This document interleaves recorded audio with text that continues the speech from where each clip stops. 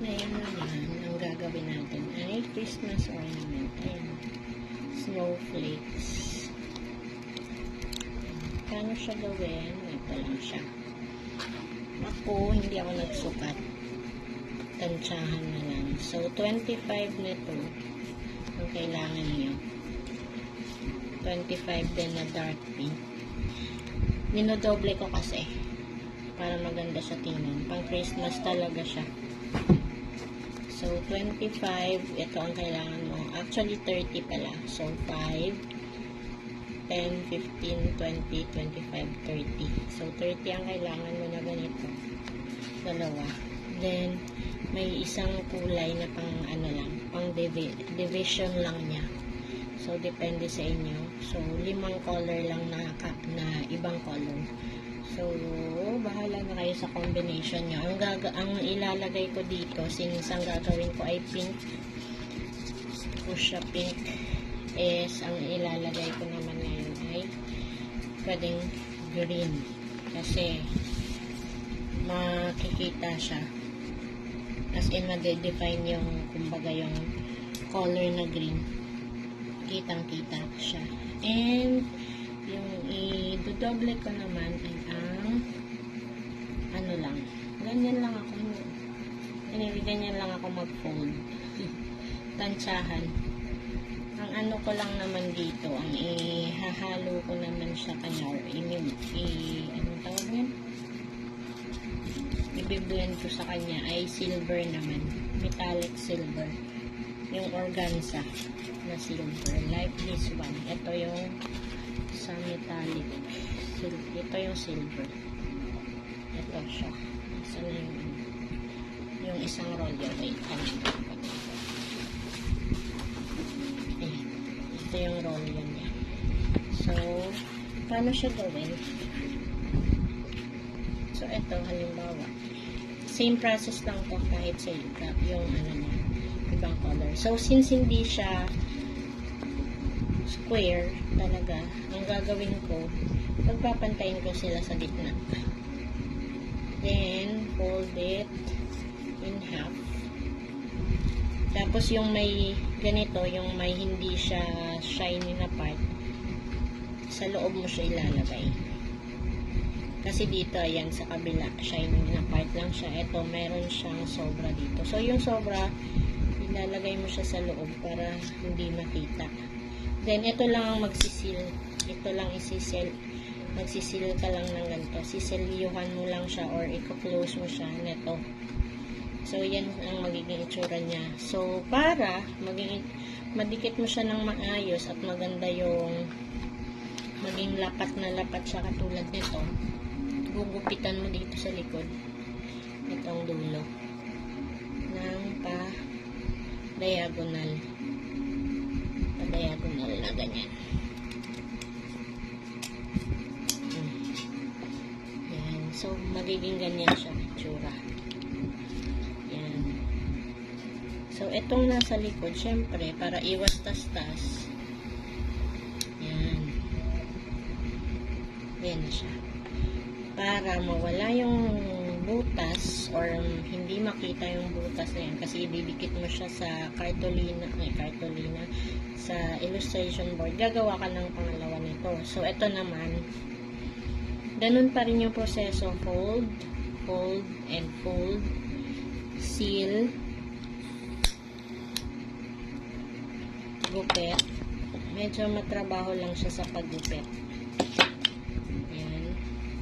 Then, since ito na siya, didikit mo na siya sa loob para magkaroon ka ng double ribbon. Yan, ganyan. So, kung may medyo sumusobra yung pinagdikitan, tanggalin mo. Kupitin nyo lang para ayan, ganyan na siya. So, didikit mo na siya ng glue gun, syempre, para mas fix at hindi siya matatanggal. Safe siya. So, ganito na siya. Mag-iipon ka lang yan ng 30 para makabuo ng isang snowflakes na ganito. Okay? So, ang nilagay ko naman pala dito neto, ito yan. May mga beads ako dito na, pearls na binili. Ayan, mga ganyan, oh. Mura lang yan, pag 10 pesos lang. Ayan, so, fast forward.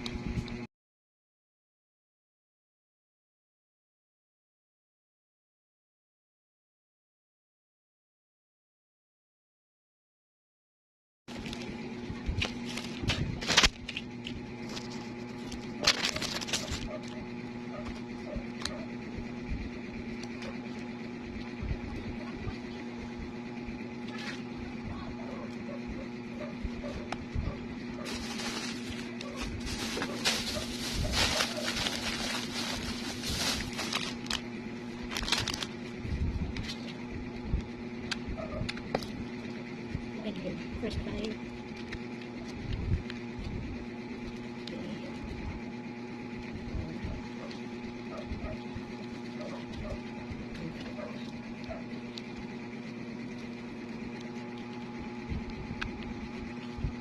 Pag ito sa ilalim kasi hindi siya matumba, para-fit siya. Hindi siya yung pag natanggalan, baka pag sabi niya wala naman.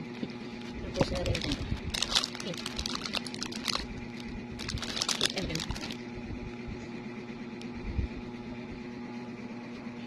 Ayan. Sa bawat gitna. Ito na siya. Ano tayo?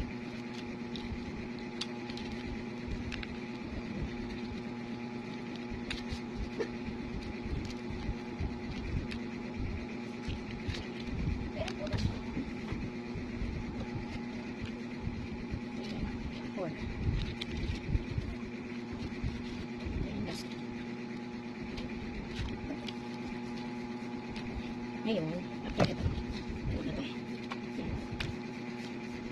lalagay na natin yung 5 kada kanto. So, ganyan. So, dalawa. Tapos, another dalawa. Dalawa. And isa.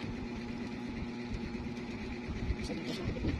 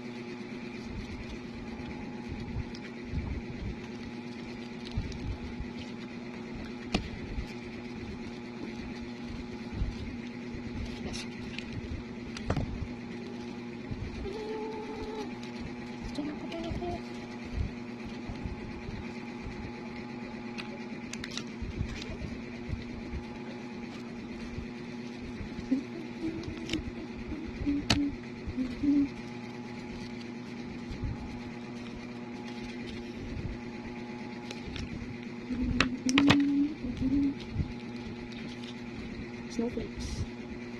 Tapos lalagyan ko na siya ng piraso.